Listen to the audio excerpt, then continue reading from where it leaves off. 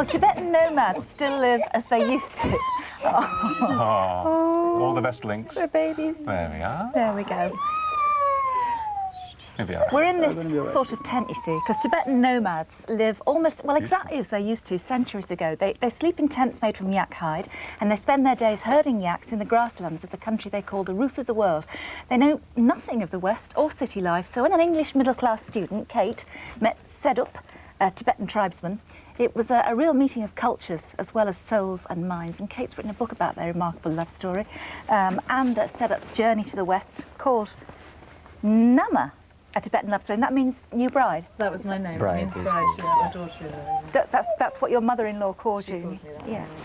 When you two met, well, tell us how you met. You met at a sort of party, didn't you? Yeah, we did. First, I have something for you here. Oh, do you? I like presents. This is a Tibetan way of greeting people as well as saying goodbye. And it's called a kadak. It's called a what? Kadak. A kadak. Yeah. Oh. That's really kind of you. It represents the pureness of the heart. That's why The pureness of the yeah, heart. that's it. Oh, that is Thank you just very much. so lovely. Thank you. It's very touching. Thank you. Just keep it on for Did a you give one to Kate when you met her? This is Kate. It wasn't quite like that, actually. Yes. Well, go on, tell us about this party then. Yeah, well, it was in Madeley, which is in northern India, Yeah. Dharamsala. Yeah, there was a party. There's quite a lot of young Tibetan people there. Yeah. And, some English tourists and some Punjabi people.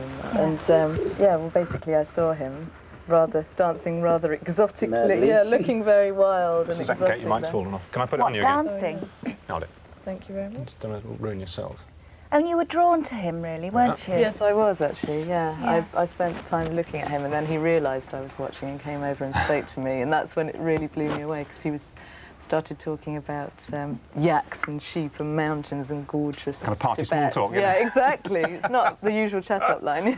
Just to explain, you'd left Tibet because of the political situation there, and you were basically living in the small town in the foothills of the Himalayas where you met Kate. Yes. Yeah. But mainly, basically, as a very young age, I was very curious. I think I was a very curious child. And I just wanted to see more of the world and meet more people, basically. I was really excited. So you would have left anyway then? I would have Whatever left the anyway. political situation. Yeah. Yeah. And did you speak any Tibetan, and did you speak any English? No, I spoke very bad English when I met Kate. Right. So how did you know he was talking about yaks and, and herding and stuff? How did you know what he was talking about? Well, he was quite good at English. He'd had some English friends there and stuff, and Better than you saying. yeah. So he spoke quite good English. Obviously, it wasn't just. So when did you realise then that you'd fallen in love? That you had, without question, this once in a lifetime moment, you'd found your soulmates? Well, we spent more and more time together, didn't we? And, First, basically, we had 2 weeks together in Dharamsala, and then you have to go back home, didn't you? Yeah. And longer, I was quite surprised, actually, because Kate said to me she's coming back to see me in 2 months' time.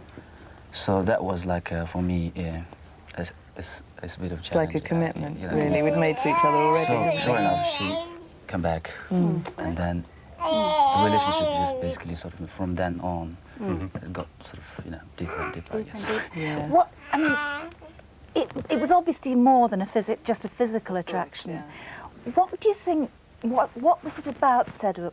I mean, obviously you found the way he looked very intriguing and very exotic, and, but as you got to know him, what was kind of coming through, despite the fact that you had such totally different backgrounds? I think that something I didn't know about Tibetan people then, which I know now, is that they're extremely earnest. They don't chit-chat or whatever. The symbol, the scarf that you're wearing is something they give instead of speaking, instead of the chit-chat that we're so used to, Yeah. They don't speak a lot, they don't say a lot, but what they say means such a lot, so honest and sincere. And I think that's basically what came through for me about Tsedup, and that's what I responded to. Has he changed you, do you think? Oh yes, he has. He's a real inspiration, actually. He always nagging me to do things, encouraging me. Like right from the beginning, he wanted me to paint and draw and play music, and he was the inspiration behind the book as well. You ended up deciding to spend most of your lives here in this country, which must be a tremendous culture shock to you. I mean, to come to a highly westernised, industrialised urban environment Must be very, very hard. I mean, what a change from The Tibet. first time I had really a massive culture shock was that when I came to India, and suddenly I was in this massive crowd, and Delhi is a big city and it's quite sort of polluted and it's Very quite different from this place. It's very different from this place. And that was like a starting point for me. When I come to London, obviously I did have a massive culture shock, but it's quite different from India. It's quite sort of clean and squeaky here, and people seem to be just rushing. Nobody seems to have any time for one another, and it's quite strange. But you know, Do you very like different. us? Do you like the British? No, seriously, I mean it. Are we a bit perhaps crude?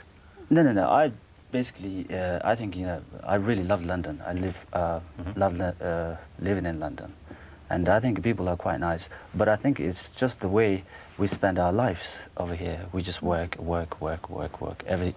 Everyone is just sort of. Whereas in Tibet, you find more time for thinking. Yeah, that's true. I think. In Tibet, you find more time for one another, and that's the question. I think Yeah. In what sense? You mean you would not work, say, an 8-hour day in Tibet necessarily? Depends.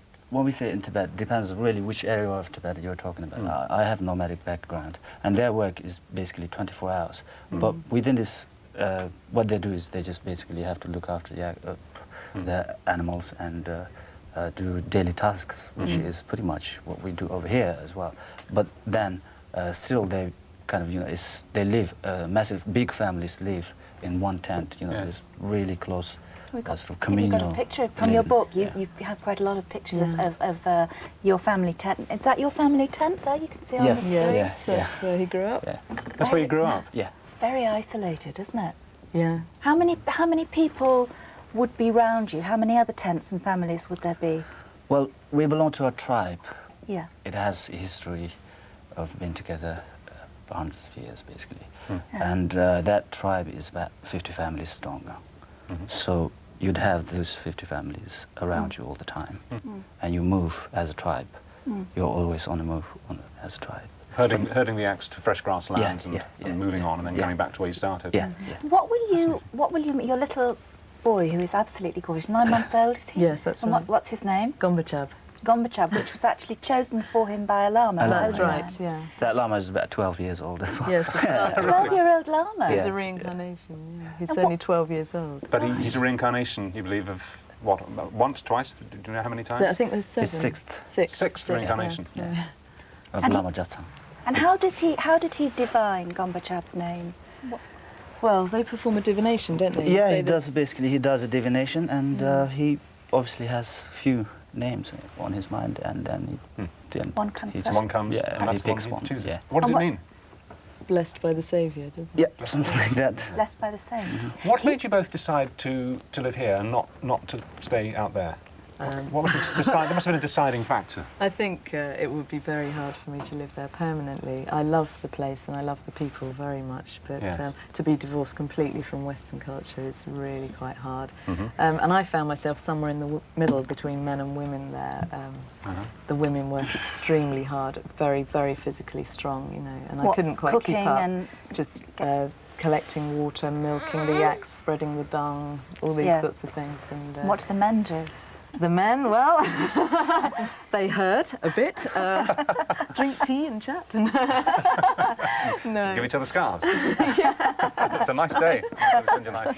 What will you want, Tsedup, your son, to retain of the Tibetan culture? What things about Tibet do you want to pass on to him, and and would you like to see as he grows up?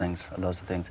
But what we're trying to do now is that we try to juggle between Tibet and England. We'd like to stay here for the kind of like half of the year, and perhaps 4 or 5 months in Tibet, if we can.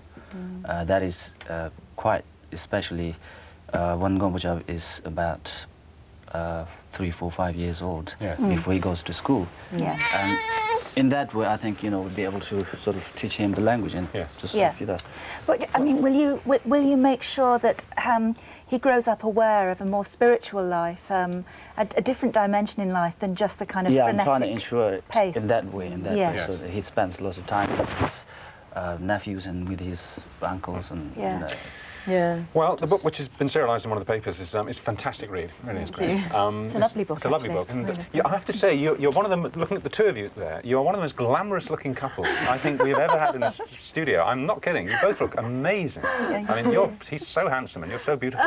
What a combination. You've actually worked as a model in Britain, haven't you? Yeah. But never modelled as a Tibetan, always No. as a... No. Red Indian, usually, or an Inuit. Or I've got an extraordinary face, and you're very beautiful. That's your wedding outfit, isn't yes, it? it is. Yeah, I had it Lovely. made for my Beautiful. wedding. Lovely. Well, have a wonderful life, wherever you are, each month of the year, and he's going to grow up into quite a special young guy, I think. Yes. Bye. Beautiful. You know, we're talking about him. Okay, well, Can we keep these? Yes, of Really? he's going to take them back to you. Well, from something marvellous here to something quite crude, really, because it's got the lot. Murder, mystery and bare bottoms. Oh, and love scenes on the toilet. It's behind the scenes of a new comedy drama with Martin Clunes.